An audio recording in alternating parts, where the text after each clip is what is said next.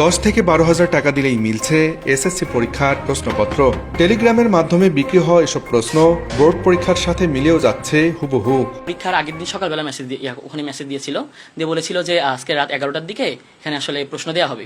তারপর আমি ভাবলাম যে দেখি কি অবস্থা, এটা যদি হয় তাহলে আমি প্রোটেস্ট করতে পারবো। তারপর আমি পরীক্ষার রাতে আবার ঢুকলাম, ঢুকে দেখি প্রশ্ন দেয়নি, বলতেছে যে প্রশ্ন দিতে পারছে না, কোনো একটা হয়তো যান্ত্রিকতার ত্রুটি আসছে। তারপর আমি তো আমার মতন পরের দিন পরীক্ষা দিলাম, বাসায় আসলাম। আসার পর যখন আবার আমি টেলিগ্রামে ঢুকে দেখি যে এই কি অবস্থা দেখি, তখন দেখি ওই চ্যানেলে আরেকটা চ্যানেলের লিঙ্ক দেওয়া আছে। তো ওই লিঙ্কে যখন ঢুকে দেখি একটা 3000 সাবস্ক্রাইবার একটা চ্যানেল আছে যেখানে লেখা আছে সকল বোর্ড 2026।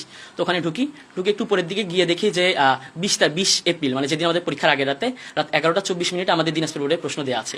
তো আমি যখন বিষয়টা দেখে ভাবলাম যে এটা কি আসলে রিয়াল না ফেক। তখন আমি পোস্টের ভিতর ঢুকে দেখি আমাদের প্রশ্নের সাথে হুবহু কমন, একটাও এদিক ওদিক নাই। ফেসবুক ও টেলিগ্রামের বিভিন্ন প্রাইভেট গ্রুপে এসএসসি প্রশ্ন বিক্রির বিজ্ঞাপন দেওয়া শুরু করে চক্রটি। গ্রুপে যুক্ত করে এক করা হয় শিক্ষার্থীদের, সেখান থেকেই বাছাই করে যুক্ত করে নেওয়া হয় টেলিগ্রামের আরেকটি সিক্রেট গ্রুপে। এরপর শিক্ষার্থীদের বিশ্বাস অর্জনের জন্য 20 এপ্রিল রাত 11টায় গ্রুপটিতে ফ্রিতে দেওয়া হয় প্রশ্ন, যা 21 এপ্রিল বাংলা প্রথম পত্রের পরীক্ষার সাথে হুবহু মিলে যায়। এই গ্রুপের মধ্যে সকল বোর্ডের কোয়েশ্চেন প্রায় পাওয়া যাচ্ছে, ঢাকা, বরিশাল, ঢাকা, সিলেট, দিনাজপুর, ময়মনসিংহ এগুলো।